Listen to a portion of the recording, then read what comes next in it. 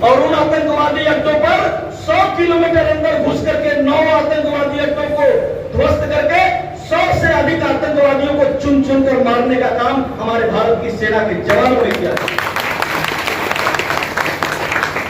और जब पाकिस्तान ने जवाब देना शुरू किया तो उनके सारे मिसाइल को, सारे उनके जो आसमान में ड्रोन उड़ रहे थे, सबको भारत की सेना ने समाप्त किया।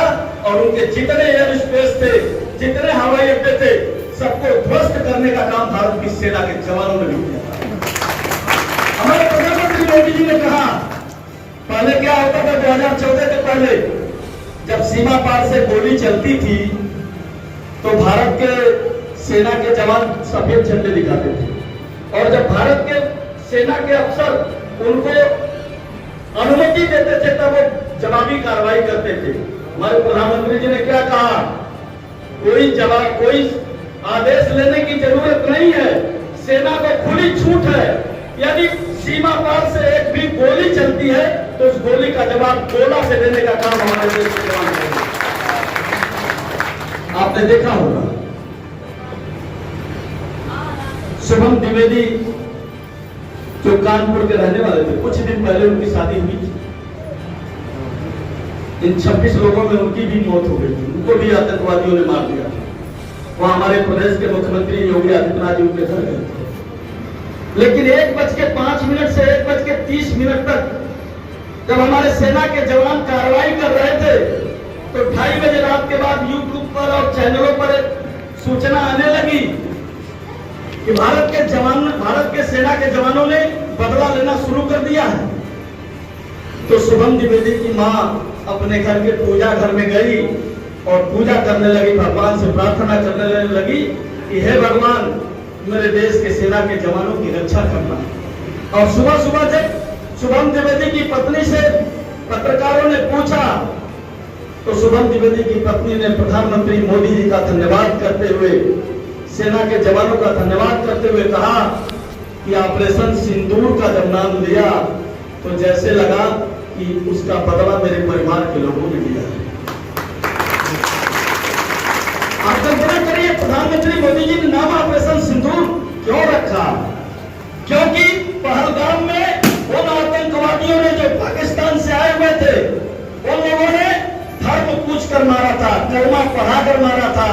तो भारत के प्रधानमंत्री जी ने कहा कि तुम धर्म पूछ कर मारे हो, हम धर्म बता कर मारेंगे। और इसलिए ऑपरेशन सिंदूर का नाम दिया, पूछ कर मारने का काम किया। ये नया भारत है, ये भारत नहीं है जो झंडे सफेद झंडे दिखाएगा। ये नया भारत है, ये जवाब देना भी जानता है और घुस कर मारना भी जानता है। और इसलिए ऑपरेशन सिंदूर में हमारे प्रधानमंत्री मोदी जी ने कहा ये स्थगित किया है, ये बंद नहीं किया, समाप्त नहीं किया। अगर एक भी आतंकी घटनाएं हमारे देश में होगी तो उसको हम युद्ध मानेंगे और उसका जवाब उसी प्रकार देंगे, उसको मिट्टी में मिलाने का काम करेंगे। और इसलिए हमको गर्व है कि हमारा नेतृत्व प्रधानमंत्री नरेंद्र मोदी के रूप में और उत्तर प्रदेश में हमारा नेतृत्व योगी आदित्यनाथ जी के रूप में हमको ऐसा मिला है, जिसके रूप में हम सुरक्षित हैं। आज पूरा देश देवी अहिल्याबाई होलकर, ऊपर लिखा है, पुण्य श्लोक नहीं लिखा था, लोक माता पूज्य अहिल्या देवी होलकर, इनको पुण्य श्लोक कहा गया। पुण्य श्लोक देवी अहिल्याबाई होलकर। पुण्य श्लोक का मतलब होता है शुभ चरित्र। इस देश में जब से सृष्टि बनी है और अब तक केवल पुण्य श्लोक 3 लोगों को कहा गया, 3 लोगों को जिनका पूरा जीवन उसमें समर्पित रहा है। एक महाराजा युधिष्ठिर को, दूसरा राजा नल को और तीसरा देवी अहिल्याबाई होलकर को।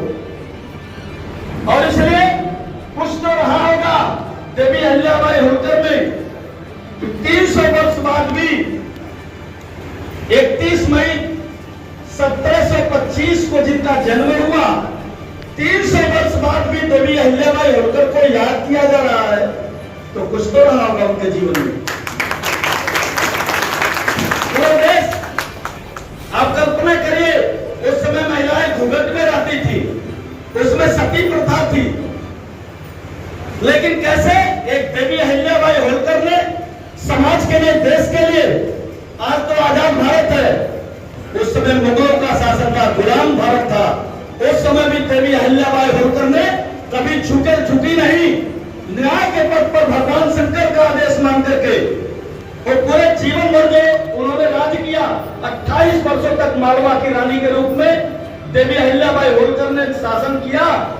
लेकिन कभी भी दस्तखत उन्होंने देवी अहिल्याबाई होलकर का नहीं किया, भगवान शंकर का आदेश लिखती थी और उसको मान करके वो शासन करती थी। किसी भी महिला के जीवन में, यहाँ हमारी मातृशक्ति इतनी बड़ी संख्या में है, ये याद रखिएगा, किसी भी महिला के जीवन में या किसी भी व्यक्ति के जीवन में इतने बड़े विपत्तियों का, संकट का सामना आ जाए और वो फिर भी टिके नहीं, वो रास्ते से झुके नहीं, कैसा भी निर्णय लेना पड़े, मेरे घर का भी व्यक्ति कोई हो, अगर वो शासन कर रहा है तो निर्णय सबके लिए समान हो, ये अगर किसी को देखने को मिलता है तो केवल और केवल देवी अहिल्याबाई होलकर में मिलता है। आप कल्पना करिए, 1725 ईस्वी में उनका जन्म हुआ और 1733 ईस्वी में जब 8 वर्ष की थी, भगवान शंकर को पूजा अर्चना करने जा रही थी, तो 8 वर्ष की उम्र में उनकी शादी हो गई खंडेराव से। 1745 ईस्वी में एक बेटे को उन्होंने जन्म दिया, मालोजी राव को, और 1748 में एक बेटी को जन्म दिया, मुक्ताबाई को। अभी वो 29 वर्ष की हुई ही थी कि 1754 में कुंभेर का युद्ध हुआ और उनके पति शहीद हो गए। 29 वर्ष की आयु में देवी अहिल्याबाई होलकर के पति शहीद हो गए। उस समय सती प्रथा थी, उन्होंने तय किया कि मैं अपने पति के साथ सती हो जाऊं।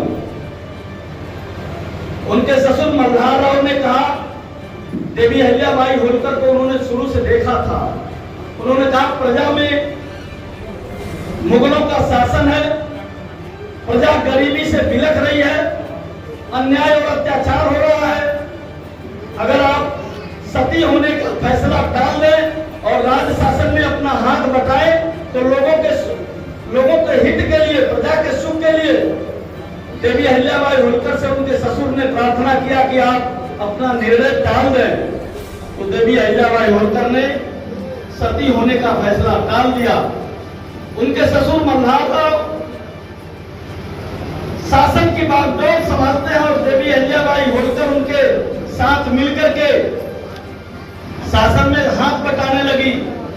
लेकिन 12 वर्ष केवल बीते थे। 1954 के बाद 1754 के बाद 1766 में उनके ससुर मल्हार राव का साया भी देवी अहिल्याबाई होलकर के सर से उठ गया, उनके ससुर का भी देहावसान हो गया और कुछ दिनों के बाद उनका इकलौता बेटा मालोजी राव 1 वर्ष के भीतर ही बीमारी से उसका भी देहावसान हो गया।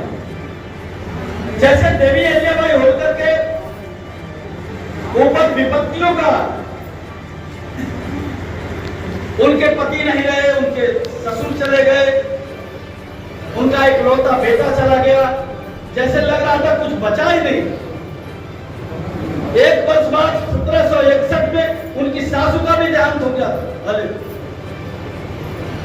उनकी बेटी मुक्ताबाई थी, उनका एक बेटा था नथु, छोटा था, उसको रानी अहिल्याबाई होलकर बहुत प्यार करती थी और 6 महीने के बाद उनके बेटी का बेटा नथु भी बीमारी के कारण वो भी मर गया, उसका भी साया चला गया। और 1 साल के अंदर उनके दामाद यशवंत राव और उनकी बेटी मुक्ताबाई दोनों भी साथ छोड़कर चले गए। थोड़ा सोच कर देखिए कि किसी महिला के साथ इतनी बड़ी विपत्तियों का अंबार लग जाए, उसके बाद कैसे वो जीवित रहेगी प्रजा के हित। आप कल्पना करिए। लेकिन इसके बावजूद भी प्रजा के दुख को देख करके प्रजा के हित में उन्होंने तय किया कि हम